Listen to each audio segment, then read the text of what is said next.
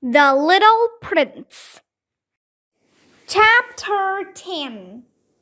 The little prince found himself close to the asteroids 325, 326, 327, 328, 329, and 330.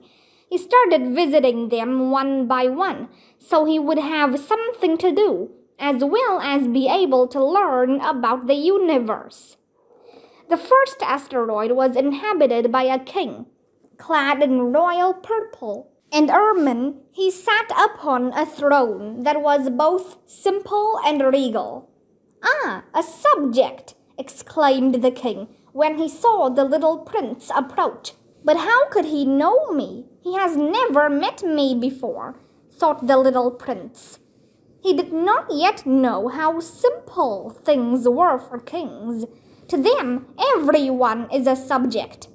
"Come closer so that I may see you better," said the king, feeling glad that he could finally rule over someone. The little prince looked around to find something to sit on, but the planet was completely covered by the king's magnificent robe. So he remained standing, and since he was tired, he started to yawn. "It is not polite to yawn in the presence of a king," said the emperor. "I forbid you to do so." "I can't help myself," replied the little prince, red-faced. "I have come a long way, and I have had no sleep." "Then I command you to yawn," the king said. "I have not witnessed a yawn in years. I find yawns rather interesting. Go on, yawn for me. It is an order." I am feeling shy," murmured the little prince. Replied the king. "Then I order you to sometimes yawn and sometimes not." He paused, looking a little uncertain. What the king really wanted was respect for his authority. He did not wish for any disobedience. He was an emperor through and through. But he was also a kind man, so his orders were always reasonable. "If I demand that a general," he would frequently say, "should transform into a sea-bird, and if the general is unable to do so, that would not be his fault. It would be mine."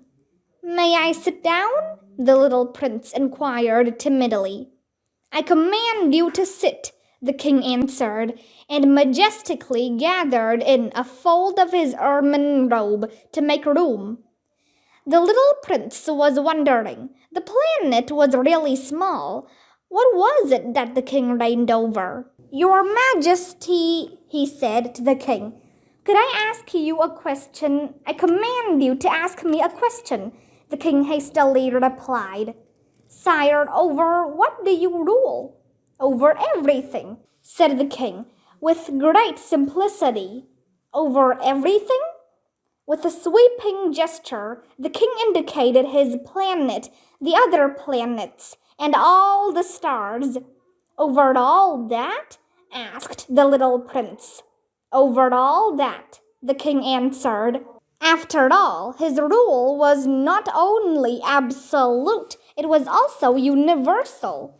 "And do the stars obey you?" "Certainly they do," the king said. "They obey instantly. I do not permit wild behavior."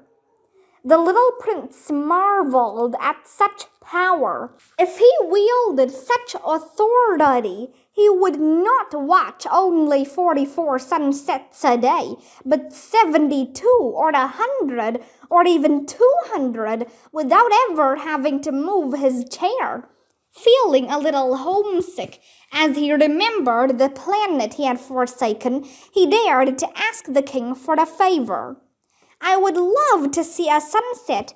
Could you order the sun to set for me?"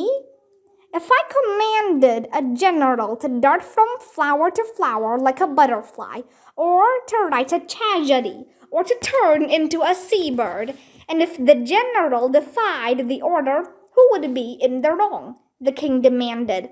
"Him or myself?" "You," the little prince said firmly. That is right. One must demand what can be given, the king went on.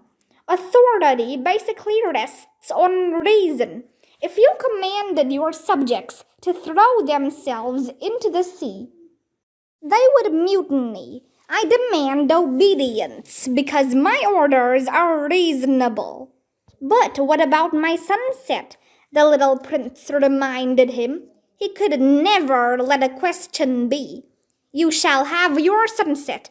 I shall command it. But I will await the right conditions. When would that be? Inquired the little prince. Replied the king, carefully examining a massive calendar.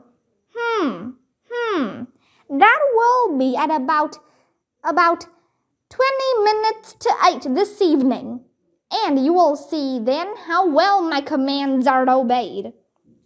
The little prince yawned.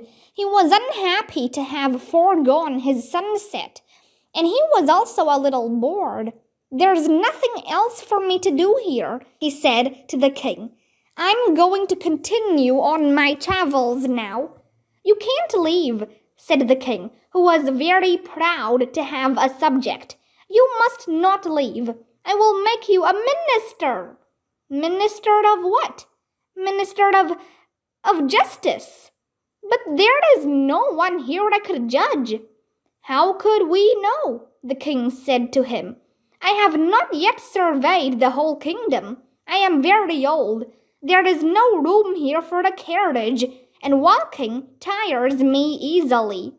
Oh, but I have looked already, said the little prince, turning around to give all sides of the planet another glance. There is no one anywhere. Then you must judge yourself, said the king. It is the hardest thing to do. It is much more difficult to judge oneself than to judge others. But if you succeed, then you are indeed a wise man. Yes, said the little prince. But to judge myself, I do not need to live here. I can do it anywhere. Said the king.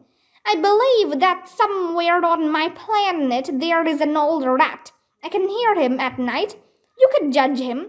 From time to time you will condemn him to death, so that his life will depend on your justice. But you must forgive him each time, and so spare his life.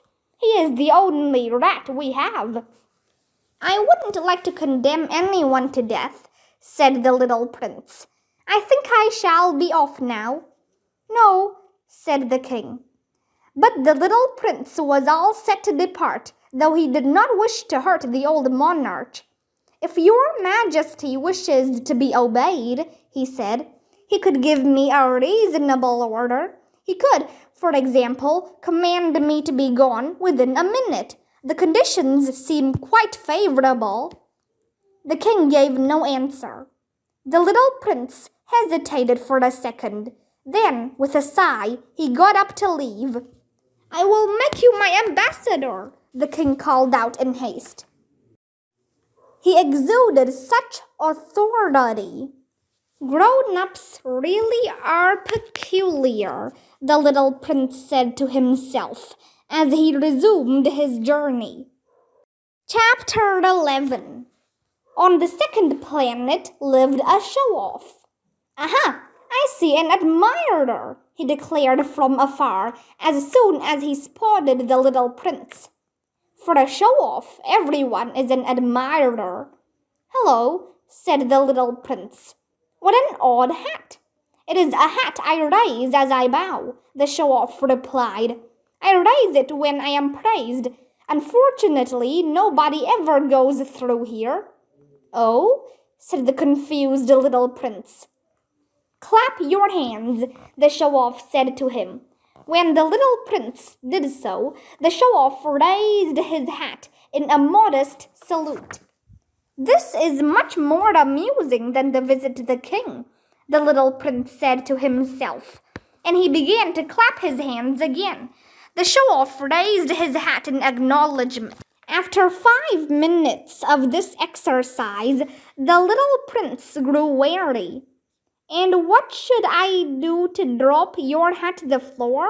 He asked. But the show-off did not hear him. Show-offs are deaf to everything but praise. Do you really find me very admirable? He asked the little prince. What do you mean by admirable? It means you regard me as the handsomest, smartest, richest, and wisest man on this planet. But you are the only one on this planet. Nevertheless, admire me so I may feel happy. I admire you, said the little prince, shrugging his shoulders slightly. But why does this matter to you so much? Saying this, the little prince went away. Grown-ups really are peculiar, he said to himself as he continued on his way. Chapter 12. On the third planet lived a drunkard. The little prince's visit here was brief, and it left him feeling rather sad. What are you doing? He asked the drunkard, who sat quietly before an assortment of bottles, some full, some empty. I am drinking, the drunkard replied. Why are you drinking? The little prince wanted to know. To forget, replied the drunkard. Forget what? Inquired the little prince, who was already feeling sorry for him. Forget that I am ashamed, the drunkard confessed, hanging his head. What are you ashamed of? Insisted the little prince, who wanted to help him. Ashamed of drinking, said the drunkard, and then he was absolutely silent. The little prince went away, feeling rather confused. Grown-ups really are peculiar, he said to himself as he resumed his travels.